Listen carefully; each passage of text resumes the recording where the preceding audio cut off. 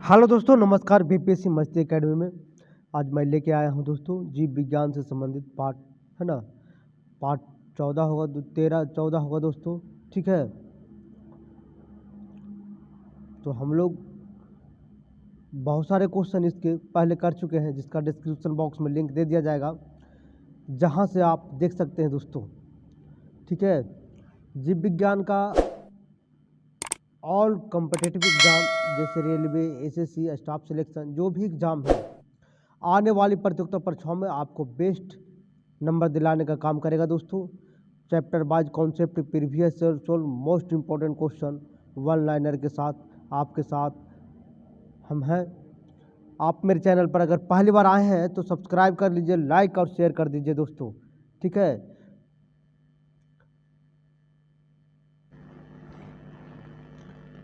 तो शुरुआत करते हैं दोस्तों। आज का पहला क्वेश्चन हम लोग कैजुराइना एक है, तो याद रखिएगा जलोभिद्धी, जो जल में पौधा जो उगता है उसको कैजुराइना कहा जाता है। कैजुराना किसको कहा जाता है? जो जल में उगने वाला पौधों को कैजुराना कहता है। वैसे पौधे जो पूर्ण रूप से, ठीक है, जल में डूबे रहते हैं, जलोभिद्धी कहलाते हैं, जैसे कमल, सिंघारा, पिस्टिया, जलकुंभी इत्यादि को जो कैजुराइना कहा जाता है। क्या कहा जाता है? कैजुराइना कहा जाता है। वैसा पौधा जो साधारणतः ताप, मिट्टी, जलवायु में उगते हैं, समोभिद्धी कहलाते हैं, जैसे धान, गेहूँ, मक्का इत्यादि, ठीक है। और वैसा शुष्क पौधे जो भूमि एवं जलवायु में उगते हैं, मरुभिद्धी कहलाते हैं, जैसे नागफनी, आक का अकवन, अधिपाद वह पौधा जो ऊपर होता है, ठीक है, आर्किड। अधिपाद वह पौधा जो ऊपर होता है, जिसको आर्किड बोला जाता है। क्या बोला जाता है? आर्किड, ठीक है। और कहने का मतलब है कि भूमि एवं जलवायु में उगते हैं पौधे, शुष्क भूमि एवं जलवायु में उगते हैं, तो वो पौधा होगा नागफनी, मूंज, आक या अकवन का पौधा होता है, ठीक है। अब आते हैं 152 नंबर क्वेश्चन। हम लोग बने रहना दोस्तों, लास्ट तक देखना। लैटिन में वायरस का क्या अर्थ है? वायरस तो समझिएगा विषाणु से अर्थ है, समझिए।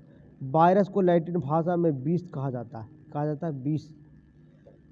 वायरस को लैटिन भाषा में विष कहा जाता है। यह एक खतरनाक कीड़ा होता है जो बहुत तेज़ी से फैलता है और इससे बहुत सारी बीमारियां पैदा हो जाता है। क्रिस्टल के रूप में तंबाकू में मोज़ेक रोग को फैलाने वाले विषाणु किसने अलग किया था? तो याद रखिएगा दोस्तों, डॉक्टर स्टैनले ने किया था, ठीक है। डॉक्टर स्टैनले ने इसको दूर किया था, अलग किया था 1935 ईस्वी में। बायोस्टेटिन, डोलोस्टेटिन जैसे अपूर्व ट्यूमर रोधी एजेंटों को पता लगाने में कौन सा स्रोत विशेष रूप से लाभदायक है? तो समुद्री स्रोत लाभदायक है। कौन सा? बायोस्टेटिन्स, डोलोस्टेटिन जैसे रोधी एजेंटों को पता लगाने में तो समुद्री स्रोतों का पता लगाया जाता है। समुद्री स्रोतों से मैंने इसको अलग किया जा सकता है। 155 नंबर क्वेश्चन हम लोग देखें। कुनैन की औषध किससे प्राप्त होता है? तो याद रखिएगा सिनकोना से प्राप्त होता है। किससे? सिनकोना के पौधे से प्राप्त होता है। यूकेलिप्टस को पर्यावरण का आतंकवादी पौधा कहा जाता है। यूकेलिप्टस को पर्यावरण का आतंकवादी पौधा कहा जाता है। एकोनाइट बारहमासी पौधा जो विषैला एल्कोलाइड पाया जाता है, एकोनिटाइन कहते हैं, जिसे क्या कहते हैं? एकोनिटाइन कहते हैं। देखिए याद रखिएगा दोस्तों, सिनकोना के पौधे, समझिएगा बात को। कुनैन औषध प्राप्त किया जाता है, यानी दवा बनाया जाता है, ठीक है। यूकेलिप्टस का जो पौधा उसको आतंकवादी पौधा के नाम से जाना जाता है। यूकेलिप्टस का पौधा क्या है? आतंकवादी के पौधा के नाम से जाना जाता है। अब आते हैं 156 नंबर क्वेश्चन। बने रहना दोस्तों, लास्ट तक देखना है, ठीक है। वह विषाणु जो कैप्सिडहीन होता है लेकिन केवल न्यूक्लिक अम्ल युक्त होता है, क्या कहलाता है? तो याद रखिए बायरियन कहलाता है। बायरियन कहलाता है वह विषाणु जो कैप्सिडहीन होता है और लेकिन न्यूक्लिक अम्ल है ना युक्त माने मौजूद रहता है, बायरियन कहलाता है। निम्नलिखित में कौन सा पोलियो का कारण है? तो याद रखिएगा एक प्रकार का वायरस है पोलियो, एक वायरस होता है, वायरस से पोलियो होता है, ठीक है। अब आते हैं 158 नंबर क्वेश्चन। ओक्कोजीन संबंधित है, तो याद रखिएगा दोस्तों, ओक्कोजीन जो होता है कर्क रोग होता है। ओक्कोजीन क्या होता है? कर्क रोग होता है। ओक्कोजीन किससे संबंधित है? कर्क रोग। तीव्रता एवं प्रयुक्तता के आधार पर निम्नलिखित कौन सा कर्क रोग उत्पन्न कर सकता है, उसका उपचार भी कर सकता है। तो याद रखिएगा, पराबैंगनी किरणें क्या करता है? कर्क रोग उत्पादन कर सकता है और उसका उपचार भी करने का काम करता है। ठीक है, 160 नंबर क्वेश्चन हम लोग देखेंगे। टाइफाइड तथा कॉलरा विशिष्ट उदाहरण है। टाइफाइड और कॉलरा जो होता है दोस्तों, जल और अन्य रोगों का उदाहरण है। जल और अन्य रोगों का उदाहरण है। जीवाणु का खोज किसने किया था? तो याद रखेगा, ठीक है, ल्यूवेन हॉक ने किया था। एटा वॉन ल्यूवेन हॉक ने किया था। अगला क्वेश्चन है 162 नंबर हम लोग देखेंगे दोस्तों। बने रहना चैनल पर, अगर पहली बार आए तो सब्सक्राइब जरूर कर लेना। इबोला क्या है? तो याद रखेगा, एक प्रकार का वायरस है दोस्तों। इबोला एक प्रकार का वायरस है। इबोला चमगादड़ में पाया जाता है। यह सबसे पहले अफ्रीका के महादेश में पाया गया था। कौन महादेश में? अफ्रीका महादेश में। 163 नंबर क्वेश्चन हम लोग देखेंगे।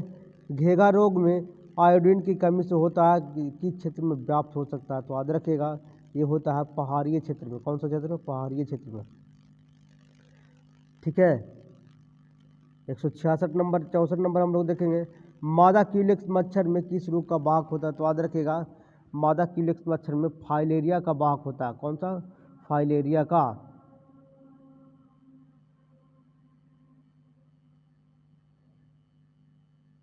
मादा क्यूलेक्स मच्छर से फाइलेरिया होता है। ठीक है, फाइलेरिया रोग बाउचेरिया ब्रोकोप्टी नामक नेमेटोड से होता है। इस रोग में परजीवी संचरण मादा क्यूलेक्स मच्छर द्वारा होता है। पैर, वृषणकोश तथा शरीर के अंग हाथी पाप जैसा हो जाता है। इसलिए रोग को किल पाप भी कहते हैं या इलिफेंट टिश्यू भी कहते हैं। ठीक है, अब आगे क्वेश्चन 165 नंबर हम लोग देखेंगे। बने रहना दोस्तों, लास्ट तक देखिएगा। पोलियो के टीके की खोज किसने की? तो जोनास सॉल्क ने किया। जोनास सॉल्क ने किया। कौन किया? जोनास सॉल्क ने। बने रहना दोस्तों, लास्ट तक देखिएगा, रिवाइज होते रहेगा दोस्तों और नोट करते रहेगा। पोलियो के टीके का खोज जोनास सॉल्क ने किया। पोलियो रोग विषाणु रोग से होता है। पोलियो तंत्रिका तंत्र से को क्षति पहुंचाता है। भारत को WHO ने पोलियो मुक्त घोषित कर दिया था। याद रखिएगा, एक बूंद जीवन के लिए पोलियो लोगो है ना, जीवन के लिए पोलियो का लोगो है इसका। एक बूंद जीवन के लिए पोलियो का क्या है? लोगो है। भारत सरकार ने पोलियो अभियान 1957-98 से शुरू किया था। 97-98 से पोलियो अभियान शुरू किया था भारत सरकार।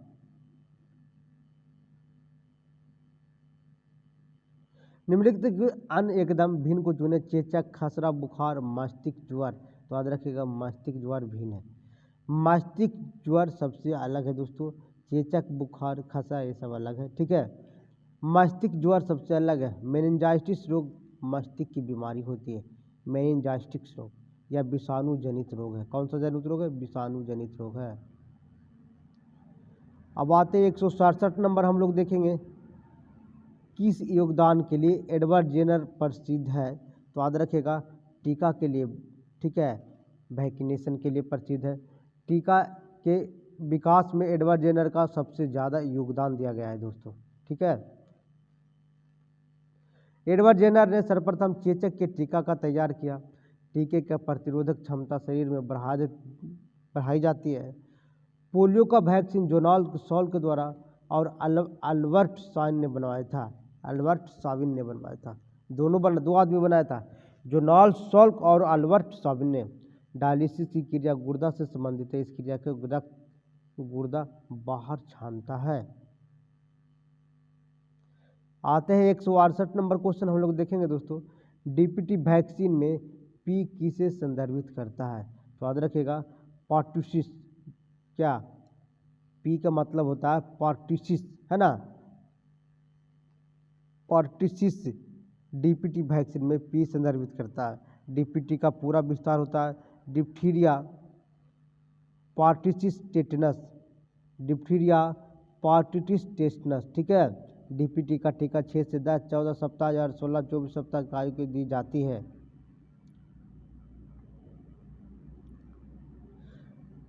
टेटनस टैक्सॉइड जो 10 वर्ष या 16 वर्ष की आयु में दिया जाता है। ठीक है, अब आते हैं 169 नंबर क्वेश्चन दोस्तों, बने रहना, लास्ट तक देखना। न्यूरोलॉजिकल जन्मजात विकारों के कारण जिक्का वायरस किसके द्वारा फैलता है? जिक्का वायरस याद रखिएगा, ये फैलता जानते हैं किसके? मच्छर के काटने से होता है। न्यूरोलॉजिक जन्मजात विकार के कारण रूप जिक्का वायरस मच्छर के काटने पर होता है। जिक्का वायरस सबसे पहले बंदर में देखा गया था। 1947 में युगांडा के जंगल में बंदर सर्वप्रथम पाया गया। इस रोग से निदान के लिए टीका बनाने का दावा दिया गया था।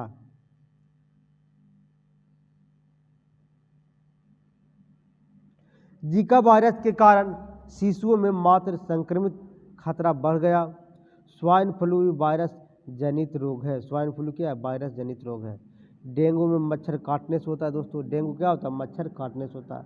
डेंगू के मच्छर जल में रहता है। डेंगू का मच्छर कहाँ रहता है? जल में रहता है। अब आते हैं 170 नंबर क्वेश्चन, हम लोग देखेंगे दोस्तों, लास्ट तक बने रहना है। जब मानव शरीर का तापमान समान शरीर तापमान से लगभग, ठीक है, 2-3-5 फ़ारेनहाइट कम हो जाता है तो क्या जाना जाता है? तो याद रखेगा, हाइपोथर्मिया उसको कहा जाता है। जब मानव शरीर का तापमान शरीर के तापमान के लगभग 2-3-5 फ़ारेनहाइट कम जाता है, जैसे 98 पॉइंट होता है ना, उससे कम जाता है तो इसको हाइपोथर्मिया का लगता है। जब मानव शरीर का तापमान शरीर के तापमान से लगभग 2-3 या 5 डिग्री फ़ारेनहाइट कम जाता है, उसी स्थिति में हाइपोथर्मिया कहा जाता है। क्या कहा जाता है? हाइपोथर्मिया कहा जाता है। इस स्थिति में मानव शरीर की क्रियाशीलता कम हो जाती है। तापमान बढ़ने से हाइपोथर्मिया बढ़ने को हाइपोथर्मिया कहा जाते हैं।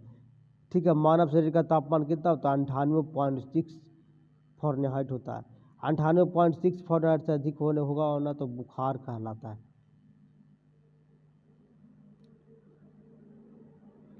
अब आते हैं 171 नंबर, ओटीसी क्रोसिन एक दवा है। ठीक है, तो दर्दनाशक और ज्वार का दवा है। ठीक है, एनाल्जेसिक एंड एंटीपायरेटिक इसको बोला जाता है। दर्दनाशक और ज्वार का ओटीसी, जिसको हम क्रोसिन बोलते हैं।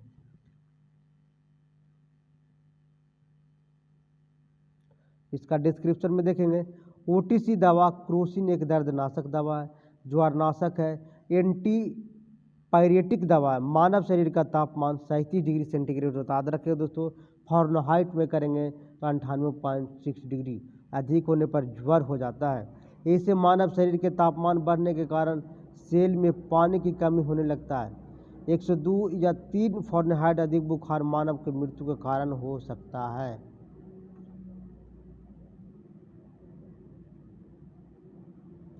भारत की मवेशी रोग निगरानी में पूर्वानुमान प्रणाली का नाम क्या है? तो याद रखिएगा, ठीक है, बायोसेफ्टी लेबोरेटरी नाम इसका है।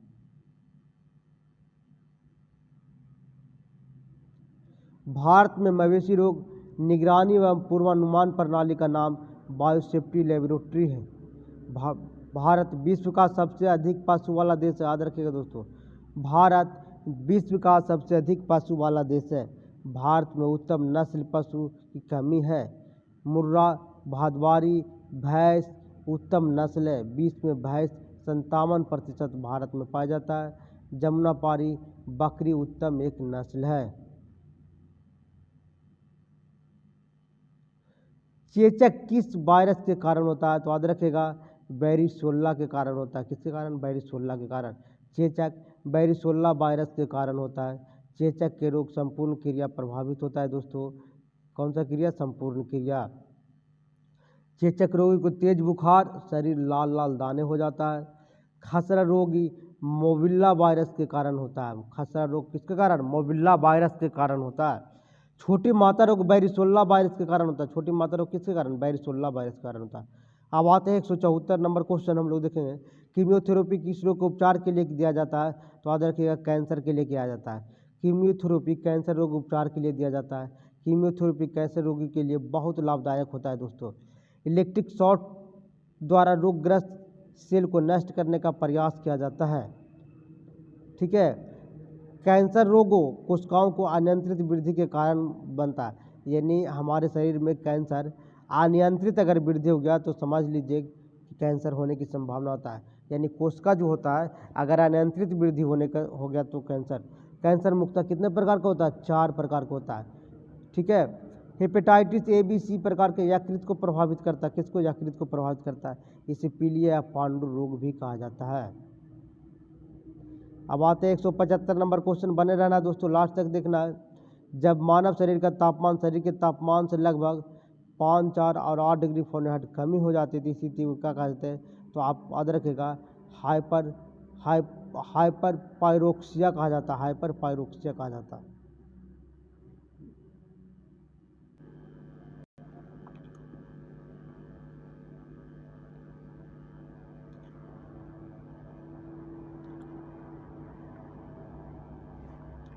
जब मानव शरीर का तापमान शरीर के तापमान से लगभग 5, 4 या 8 फ़ारेनहाइट कमी हो जाता है, इसमें हाइपर पायरोक्सिया कहा जाता है। हाइपर पायरोक्सिया कहा जाता है। स्तनधारी में सबसे अधिक तापमान बकरी का होता है। कितना? किसका होता है? बकरी का। 39 डिग्री सेंटीग्रेड होता है, ठीक है। डेंगू ज्वर हड्डी तोड़ बुखार कहा जाता है। डेंगू ज्वर को क्या कहा जाता है? हड्डी तोड़ बुखार कहा जाता है दोस्तों। डेंगू बुखार आर्बो वायरस से होता है। डेंगू बुखार आर्बो वायरस से होता है। इन्फ्लुएंजा मिक्सो वायरस से होता है, ठीक है। अब आते हैं 176 नंबर क्वेश्चन, बने रहा दोस्तों, लास्ट तक देखना। कौन सा रोग उपचार में डायलिसिस किया जाता है? तो याद रखिएगा, ठीक है। गुर्दे की खराबी में होता है, ठीक है। गुर्दे की खराबी में क्या कहा जाता है? डायलिसिस किया जाता है। गुर्दे की खराबी स्थिति में रक्त को ठीक ढंग से साफ नहीं कर पाता है और इस कारण ऐसे रोगों को रक्त रुधिर की ऑक्सीजन पहुंचाने में कठिनाई होती है। शुद्ध रक्त की कमी होने लगती है। दूर करने के लिए डायलिसिस का प्रयोग करते हैं। कैंसर सेल अनियंत्रित वृद्धि के कारण होता है दोस्तों। दृष्टि वैष्णव रोग बेलनाकार लेंस से दूर किया जाता है, ठीक है। गाठिया शरीर के हड्डियों के जोड़ में दर्द होता है। गठिया अगर हो गया तो समझिए जोड़ जो है वहाँ दर्द होगा।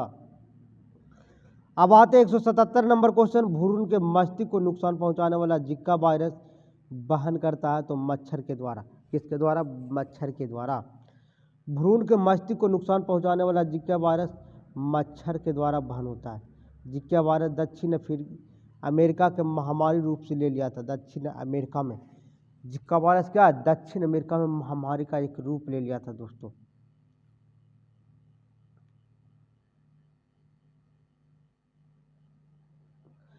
WHO ने अपनी स्थापना के बाद चौथी बार आपातकालीन स्थिति घोषणा जिका वायरस के कारण करना पड़ा, ठीक है। जिका वायरस बच्चे के मस्तिष्क को विकसित नहीं होने देता है। डेंगू ज्वर मादा एडिजिप्टी मच्छर के काटने से फैलता है। डेंगू ज्वर के कारण मानव शरीर में प्लेटलेट्स की कमी हो जाता है। अब आते 178 नंबर क्वेश्चन, मेलियोडोसिस क्या है? मेलियोडोसिस क्या है? तो याद रखिएगा, संक्रामक रोग है एक प्रकार का। मेलियोडोसिस एक प्रकार का क्या? संक्रामक रोग है। यह रोग वह होता है जो एक दूसरे को संक्रमित व्यक्तियों को प्रभाव में आने से फैलता है, ठीक है। इसे है ना व्हाइट मोरिस डिजीज भी कहते हैं, जो जीवाणु होता है इसमें, ठीक है। हर्पिस त्वचा रोग विषाणु से फैलता है। हर्पिस जो होता है त्वचा रोग यानी विषाणु से फैलता है। हर्पिस एक जो रोग होता है दोस्तों त्वचा में विषाणु से फैलता है। त्वचा कैंसर पराबैंगनी किरणें से हो सकता है। त्वचा कैंसर किससे? पराबैंगनी किरणें से हो सकता है, ठीक है। अब आते हैं, सुस्ती क्या है? सुस्ती क्या है? तो याद रखिएगा, पशु निंद्रा का एक रोग है। सुस्ती क्या है? ठीक है, पशु निंद्रा कहते हैं। निंद्रा रोग जापान और दक्षिण अफ्रीका में मक्खी से फैलने वाला रोग है। जापान और दक्षिण अफ्रीका में मक्खी से फैलने वाला रोग है। अब आते हैं 180 नंबर क्वेश्चन, बने रहना दोस्तों। 1928 में अलेक्जेंडर फ्लेमिंग द्वारा खोजी गई पहली एंटीबायोटिक कौन सा था? तो पेनिसिलिन था। कौन सा? पेनिसिलिन।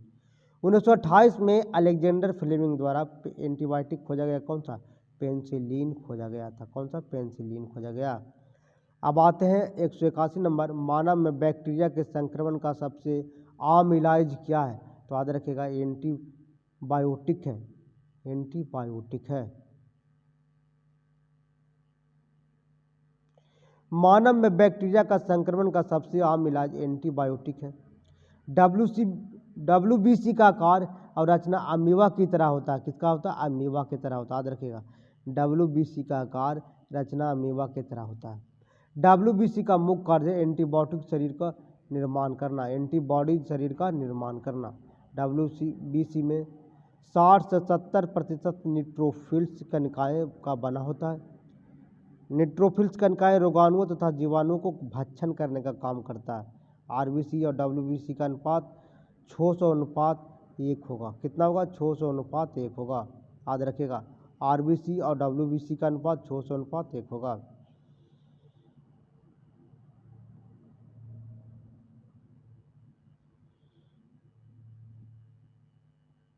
अब आते हैं निम्नलिखित पढ़े और उस पर आधारित सवालों का जवाब दें। जिका वायरस, जिका वायरस मच्छर, एडिस इजिप्टी, डेंगू, चिकुनगुनिया और पीले बुखार को संचरित करता के द्वारा फैलता है। हाल ही में यह वायरस ब्राज़ील में तेज गति से फैलता पाया जाता है। वायरस भ्रूण के मस्तिष्क को नुकसान पहुंचाता है, मस्तिष्क को बढ़ने से रोक देता है। तो याद रखिएगा, जिका वायरस मच्छर के द्वारा फैलता है, जिका वायरस मच्छर के द्वारा फैलता है। ठीक है।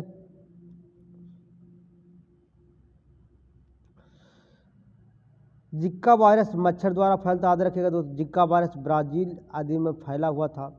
जिका वायरस से पीड़ित व्यक्ति को मस्तिष्क सबसे अधिक प्रभावित होता है। यह वायरस गर्भावस्था में संक्रमित हो सकता है। अगला क्वेश्चन है 183 नंबर, हम लोग देखेंगे। मिट्टी में बैक्टीरिया संवर्धन में एक नई विधि का प्रयोग करके खोजी गई नवीनतम एंटीबायोटिक कौन सी है, जिससे दवाओं को बढ़ती प्रतिरोध लड़ने में मदद करने की उम्मीद है? तो याद रखिएगा, टिक्सोबैक्टीन कहा जाता है, टिक्सोबैक्टीन, टिक्सोबैक्टीन। ठीक है, देखेंगे टिक्सोबैक्टीन क्या है। मिट्टी बैक्टीरिया संवर्धन में एक नई विधि का प्रयोग करके खोजी गई नवीनतम एंटीबायोटिक टिक्सोबैक्टीन है, जिसमें दवाओं को बढ़ते प्रतिरोध से लड़ने में मदद करता है। प्रतिरोधक क्षमता मानव शरीर के कम होने और बीमार पड़ने की संभावना बढ़ जाता है। याद रखिएगा, प्रतिरोधक क्षमता मानव शरीर के कम होने और बीमार होने पर क्या होता है? बढ़ जाता है। प्रतिरोधक क्षमता कम या समाप्त होने पर एड्स रोग भी हो जाता है। प्रतिरोधक अगर क्षमता समाप्त हो जाता है दोस्तों, तो एड्स रोग हो जाता है, जो दवा का असर नहीं होने के कारण WBC प्रतिरोधक क्षमता बनाता है।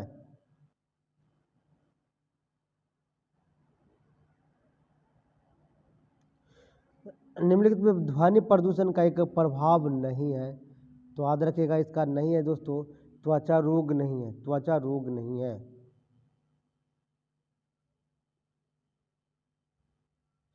ध्वनि प्रदूषण का प्रभाव त्वचा रोग नहीं है। ध्वनि प्रदूषण शोरगुल या भाग दौड़ की जीवन एक प्रमुख प्रदूषण है। ध्वनि प्रदूषण का डेसिबल के आधार पर पता लगाया जाता है। किसके आधार पर? डेसिबल के आधार पर। 75 डेसिबल से अधिक ध्वनि प्रदूषण के लिए हानिकारक होने लगता है। डेसिबल ध्वनि एसआई का मात्रक है, डेसिबल ध्वनि एसआई का मात्रक है।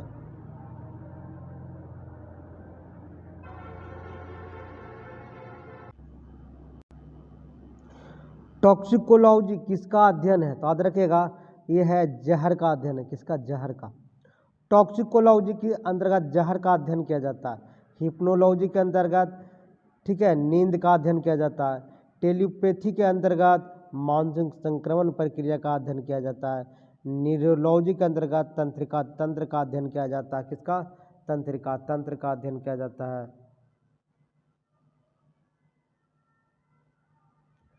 ठीक है, लेक्सिकोग्राफी के शब्द के अंतर्गत शब्दकांश का संकलन का लिखने कला की अध्ययन किया जाता है। ठीक है, अब 186 नंबर क्वेश्चन आएंगे दोस्तों, बने रहना, लास्ट तक देखना। कौन सी बीमारी दिल से संबंधित नहीं है? तो याद रखिएगा, डिप्थीरिया नहीं है ना। एंजियोम बीमारी दिल से संबंधित है। कार्डियोमायोपैथी दिल से संबंधित है। मायोकार्डियल रप्चर दिल से संबंधित है। ठीक है, डिप्थीरिया रोग बीमारी दिल से संबंधित नहीं है दोस्तों। काली खांसी श्वसन तंत्र की बीमारी है। काली खांसी किससे? श्वसन तंत्र का बीमारी है। यह हीमोफिल्स पार्ट्यूस जीवाणु से फैलता है। डिप्थीरिया श्वास नली से संबंधित बीमारी है। कोरोना बैक्टीरिया डिप्थीरिया रोग से फैलता है। डीपीटी टीके का बच्चों को दिया जाता है। डीपीटी किसको दिया? बच्चों को दिया जाता है। 187 नंबर क्वेश्चन हम लोग देखेंगे दोस्तों। आमतौर पर प्रधानता कलर ब्लाइंडनेस क्या है? तो याद रखिएगा एक अनुवांशिक प्राकृतिक है, एक अनुवांशिक बीमारी है। आमतौर पर प्रधानता जो है जिसको हम कलर ब्लाइंडनेस बोला जाता है, एक अनुवांशिक प्राकृतिक बीमारी है। प्रधानता रोगी को लाल और हरा रंग के पहचानने में क्षमता नहीं होती। इस रोगी से प्रभावित पुरुष होता है। कौन सा? पुरुष। इस रोगी का वाहक स्त्रियां भी होता है। ठीक है, पुरुष स्त्री दोनों होता है दोस्तों। यदि दोनों का गुणसूत्र एक से प्रभावित हो। हीमोफीलिया भी अनुवांशिक रोग है। हीमोफीलिया भी क्या है? अनुवांशिक हीमोफीलिया। ठीक है। अब 188 नंबर क्वेश्चन हम लोग देखेंगे। पीलिया बुखार जिसे पित्त ज्वर जो इंसानों में बीच में फैलता है, तो याद रखिएगा मादा मच्छर के काटने से फैलता है। मादा मच्छर के काटने से फैलता है। पीला बुखार पित्त ज्वर मुख्य रूप से इंसानों में मादा मच्छर के काटने से फैलता है। चिकनगुनिया मादा एडीज मच्छर मुक्त एडीज मच्छर के काटने से फैलता है दोस्तों। दूषित पानी का प्रयोग से हैजा, टाइफाइड और पीलिया जैसी बीमारी हो जाता है। अब आते हैं 189 नंबर क्वेश्चन। रक्ताल्पक की स्थिति किसकी वजह से होती है? तो याद रखिएगा आरबीसी की कमी की वजह से होता है रक्त अल्पता। ठीक है, रक्त ताल्पता के कारण आरबीसी की कमी के कारण होता है। ठीक है, आरबीसी के निर्माण का अस्थि मज्जा में होता है। आरबीसी का निर्माण कहाँ होता है? अस्थि मज्जा में होता है। आरबीसी के निर्माण में protein, iron, vitamin B12, folic अम्ल सहायक होता है। कौन कौन? प्रोटीन, आयरन, प्रोटीन जो होता है, आयरन, विटामिन B12, फॉलिक अम्ल आरबीसी के निर्माण में क्या होता है? सहायक होता है। भ्रूण अवस्था में आरबीसी का निर्माण यकृत में होता है। आरबीसी का मुख्य कार्य ऑक्सीजन पहुंचाना, शरीर के सेलों को CO2 से बाहर निकालना। ठीक है, आरबीसी का मुख्य कार्य क्या है? ऑक्सीजन को पहुंचाना और शरीर के सेलों से CO2 को बाहर निकालना। प्लेटलेट्स की कमी से रक्त थक्का नहीं जमता है। WBC की कमी से प्रतिरोधक क्षमता कमजोर हो जाता है। लुई पाश्चर को किस खोज के लिए जाना जाता है? तो याद रखिएगा रेबीज के टीका की खोज के लिए जाना जाता है। रेबीज के टीका की खोज के लिए जाना जाता है। लुई पाश्चर रेबीज के टीका की खोज के कारण हो जाना जाता है दोस्तों। लुई पाश्चर ने दूध को सुरक्षित रखने के लिए पाश्चीकरण LTH या ST को बताया। चेचक के टीके की खोज एडवर्ड जेनर के द्वारा किया गया था। 191 नंबर क्वेश्चन है, लास्ट तक देखना दोस्तों, बने रहना। पहली बार आए तो जरूर सब्सक्राइब कर लेना। कुष्ठ रोग नाम से जाना जाता है, तो याद रखिएगा दोस्तों ये हैंसन रोग के नाम से जाना जाता है। कुष्ठ रोग को हैंसन रोग के नाम से जाना जाता है। कुष्ठ रोग को हैंसन रोग नाम से भी जाना जाता है। कुष्ठ रोग को माइक्रोबैक्टीरिया लेप्री से होता है। ठीक है, इस रोग के रोगी को शरीर पर चकते सफेद चिन्ह हो जाता है और तंत्रिका तंत्र प्रभावित होता है। बाबा आमटे ने कुष्ठ रोगियों की सेवा के लिए विशिष्ट योगदान दिए थे, जो महाराष्ट्र के थे। एनोफिलीज मच्छर में कौन सा बैक्टर वहन करता है? तो याद रखेगा मलेरिया वहन करता है, ये होगा।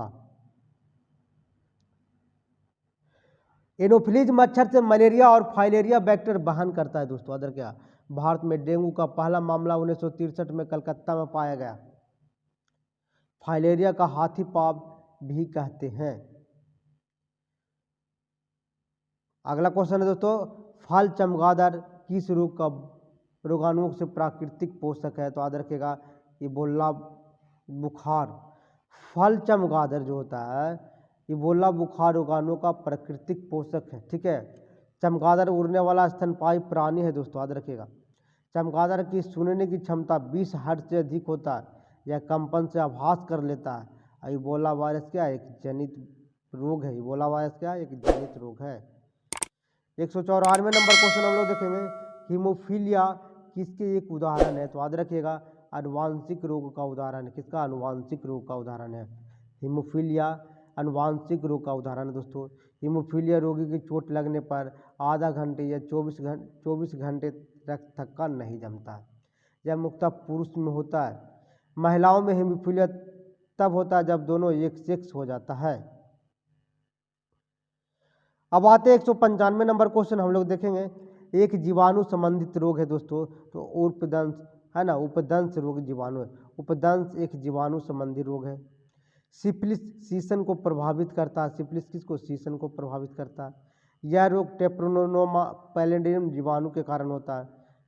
दाद टीनिया कैपिटिस नामक कवक के कारण होता है। दाद जो होता है टीनिया कैपिटिस नामक कवक के कारण होता है। अब आते हैं हम लोग 196 नंबर क्वेश्चन, बने रहना दोस्तों। रोगों को फैलाने वाले कीड़ों को क्या कहा जाता है? तो याद रखिएगा वेक्टर कहा जाता है। रोगों को फैलाने वाले कीड़ों को क्या कहा जाता है? वेक्टर। रोगों को कीड़ों को फैलाने वाला को वेक्टर कहा जाता है।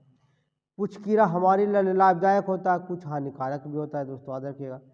बायोतकनीकी द्वारा रोगों को निदान किया जा सकता है। बायोडीजल का प्रयोग ईंधन के रूप में भी किया जा सकता है। अब आते हैं 157 नंबर क्वेश्चन, हम लोग बने रहना दोस्तों। निम्नलिखित में कौन सा नव विकसित हरे गैस विषैले सेल्यूलोज एरोजोल से संबंध रखता है? तो याद रखिएगा बेकार कागज से बना। बेकार कागज से बना। बेकार कागज से बना नव विकसित हरे गैस विषैले सेल्यूलोज एरोजोल का संबंध सच है। यूकैरियोटिक सेल्यूलोज की बनी होती है। यूकैरियोटिक जो होता है उस सेल्यूलोज का बना होता है। प्राकृतिक बहुलक का उदाहरण कौन है? स्टार्च है और सेलुलोज है। ठीक है। प्राकृतिक प्लास्टिक है लौह। अब आते हैं 198 नंबर क्वेश्चन। डीडीटी का संबंध सच है। तो याद रखिएगा यह एक संपर्क कीटनाशक है। डीडीटी एक संपर्क कीटनाशक है। क्या है? संपर्क कीटनाशक है दोस्तों। डीडीटी प्राणी वनस्पति अधिक घातक होने के कारण रोक लगा दिया गया। डीडीटी 1990 दशक तक मच्छर अधिक रोग मुक्त साधन बना था। अब आते 199 को। चेचक के टीके का किसने प्रदान किया था? तो याद रखिएगा एडवर्ड जेनर ने प्रदान किया था। कौन किया था? एडवर्ड जेनर ने। चेचक के टीका एडवर्ड जेनर के ने प्रदान किया था दोस्तों। चेचक वेरियोला वायरस के कारण होता है। चेचक संपूर्ण शरीर को प्रभावित करता है। रॉबर्ट कोच ने कॉलरा तथा टीबी जैसे चिकित्सा का खोज किया। अब अगला क्वेश्चन है 200 नंबर। दंत चिकित्सा ठीक है के स्थान को इस्तेमाल किया जाता है? तो याद रखिएगा नाइट्रस ऑक्साइड को इस्तेमाल किया जाता है। नाइट्रस ऑक्साइड इस्तेमाल दंत चिकित्सा के द्वारा हस्तांतरित किया जाता है दोस्तों। नाइट्रस ऑक्साइड का रासायनिक सूत्र N2 है। N2 का प्रयोग शल्य चिकित्सा में होता है। क्लोरीन HCl का निर्माण मस्टर्ड गैस बनाने में होता है। ब्लीचिंग पाउडर बनाने में आदि का प्रयोग किया जाता है। अब हो गया दोस्तों। अब नेक्स्ट वीडियो हम लाएंगे आपको 201 से लेकर के 240 तक के अगले क्लास में हम लोग पढ़ेंगे दोस्तों। ठीक है। और अगर आप पहली बार आए हैं दोस्तों तो सब्सक्राइब कर लीजिएगा, लाइक कर दीजिए, शेयर कर दीजिए दोस्तों। Thank you. फिर नेक्स्ट वीडियो में